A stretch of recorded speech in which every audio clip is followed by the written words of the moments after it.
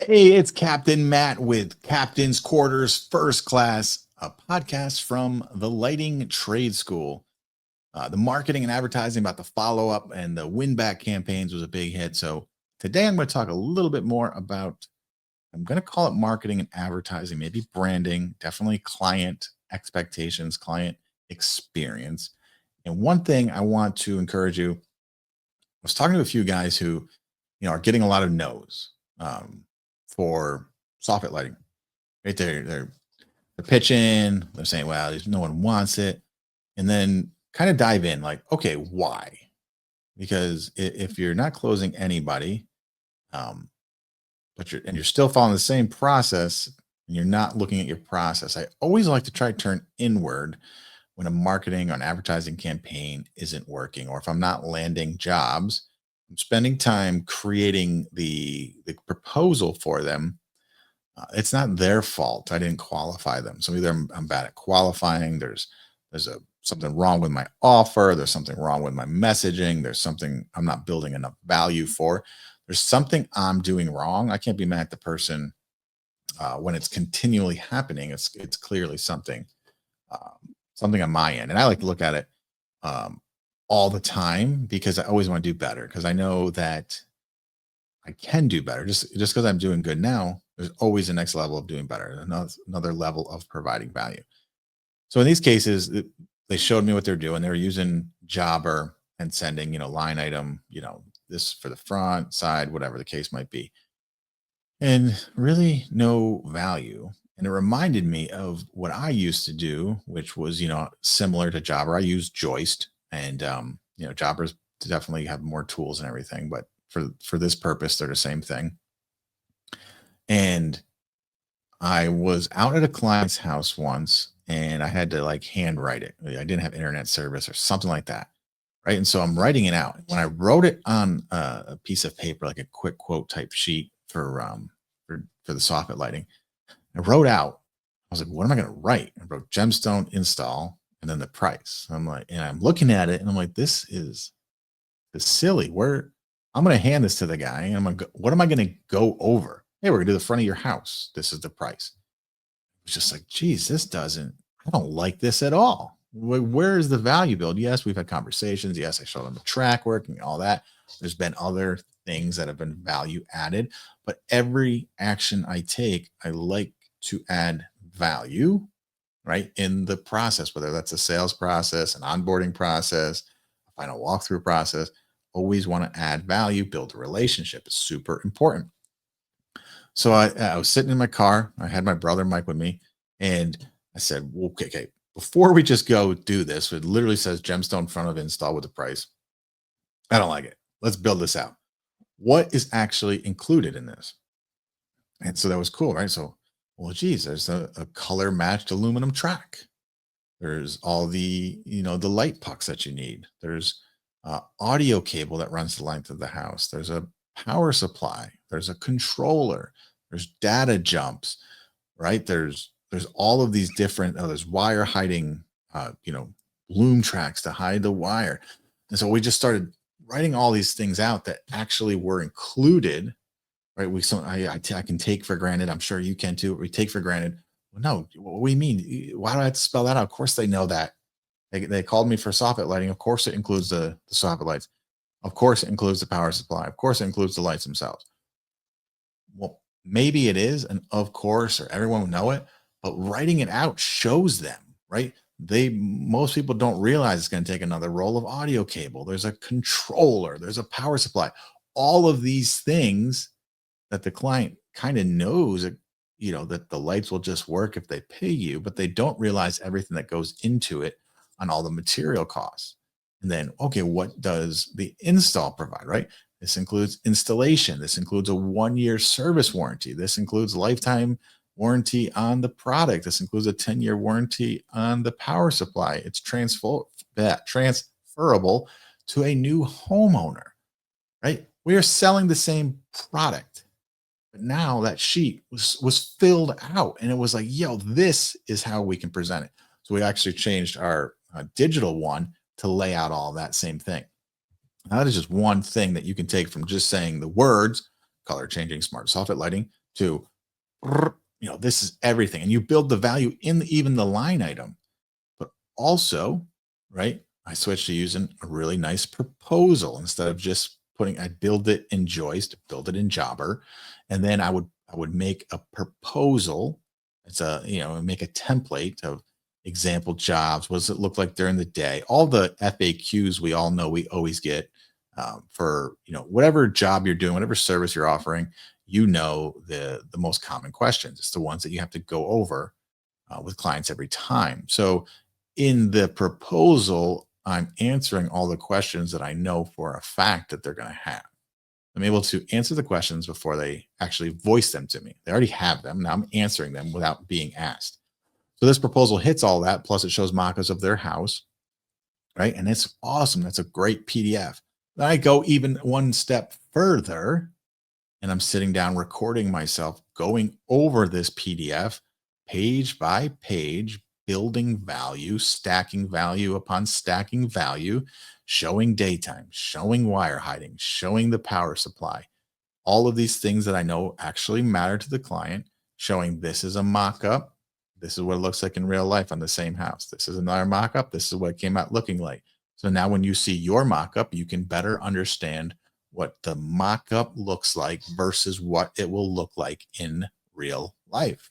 Right? All of this, I'm videoing. I have myself in the corner of the screen. I'm talking. I'm using my words, even though the proposal, could be printed, could be emailed, and it does the job on its own. It's always different when I can speak to it, talk about it, have a real voice. It's not a highly edited, when we make a proposal templates, right? Like we're constantly revising them, making them tighter, changing words around where they work on their own. But when you're talking, you always present something a little bit different, right? You're able to joke around more. They can hear a tone of voice. You can kind of dive deeper into maybe something's a little bit harder to explain with words, or I show a video of the lights on a home going through different patterns and colors.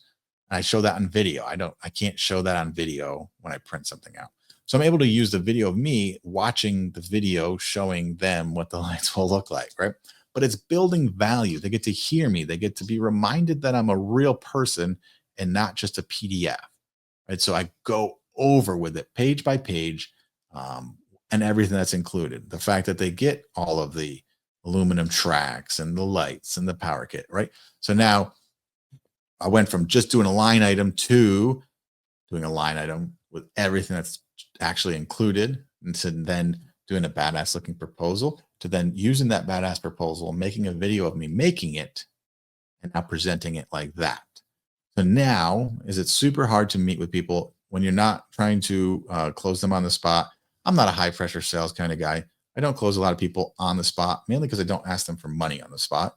Because I really like to, especially when it comes to like landscape lighting, I like to think about it. I know generally what I'm going to do, but I don't know all the trick shit that I've decided yet. And for gemstones, really for the permanent smart soffit lighting, I'm not really going out to the people's houses, right? I don't really need to kind of get this proposal together. I can do it all virtually with measurements, no different than I can do with Christmas, right? So we can get to a number and do all of this, and I'm able to provide and still build that relationship and send it to them. Not only does this video have them see me, have them hear me, kind of understand my style, understand I'm a real person. They're also able to watch it at their leisure. And I'll tell you right now, most people that are expecting a proposal watch that video super fast, right? Lunch break, watching it. You send it at 1:11, they're watching it at 1:12, right? Because you're not setting up a meeting. You don't have to get, I want both decision makers there, all of that. Super important, right? If you can close in person, you can set up these meetings in person. In-person meetings always have a higher conversion rate. But for me and how I do it, and the people that I play ball with, they're just not around. They might be watching this at 1 p.m., right? The guys are super busy, especially on the landscape lighting side of things, right? We're doing badass properties and estates. They need to be able to watch it when they can, and they need to be able to rewatch it. I think it's pretty vital, right? Because even you listening or watching this podcast right now, I'm giving you a lot of information.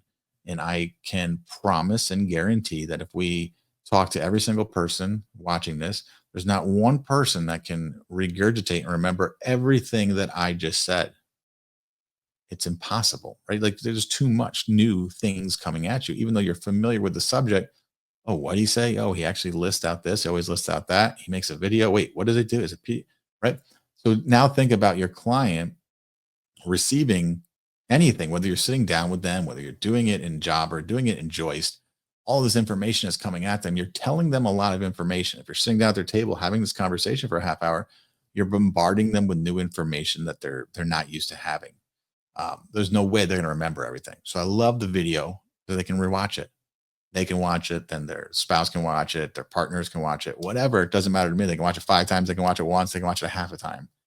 Um, it's super important, and I've seen my close rate go up even higher than. Well, my close rate stays high, but I'm able to close more work because I'm not doing that windshield time of consistently actually having to go out and meet somebody, right? So if I go out and meet somebody, maybe I can meet 3 or 4 people a day versus me making the video from the office. I can get out 10 to 20 of them per day. So what is going to be the biggest return on my time? It's obviously the video. And I'm not, because of all this value I'm bringing, I'm not just shooting off an email with a price. I'm still building the value. I'm still sitting down at their kitchen table, if you will, and having that conversation, but I'm doing it on video and it works super well. If you'd like to explore that more, you can visit my website, captainmattoutdoors.com. Click on the mentoring option one because the other one is for people that are looking for lighting, or maybe you're somebody that just loves landscape lighting and you're listening to this podcast. You can go on there and contact me. I'd love to do a design for you and then help you find a lighting guy in your area that can actually install it and pull off all the trick shit that we will come up with when I design it. So yeah, check it out. Do review your process. I would encourage you, if you're listening to this still at the end here, review your process when you send out a proposal or when you tell a client your rate or however you deliver a proposal, whether it's in person, whether it's day of, day after, a week later. Dive into it, tear it apart. Every time someone says no, try to figure out why without blaming the person that says no. You can take that on as yourself. What could you have done better? How could you have made a better process, set a better expectation, something that you can change or you can test out on the next one so that you can constantly and continually be upping the game on your end to provide value and allow the people to understand the value that you're actually bringing to them, like why they want to hire you. It's beyond just getting lights, right? I always say, if you want lights, you can go to Home Depot, right? So there is a way to do it. I would encourage you to dive in deep, see how you're doing it, review your close rate. And even if you have a high close rate, what if you made a small tweak, made it better? You got it another 1%, another 0.5%. Always be diving in, always be reflecting on what you can do better. All right, guys, this has been Captain's Quarters First Class podcast from the Lighting Trade School. Hope you all have a great week, and I'll see you next time.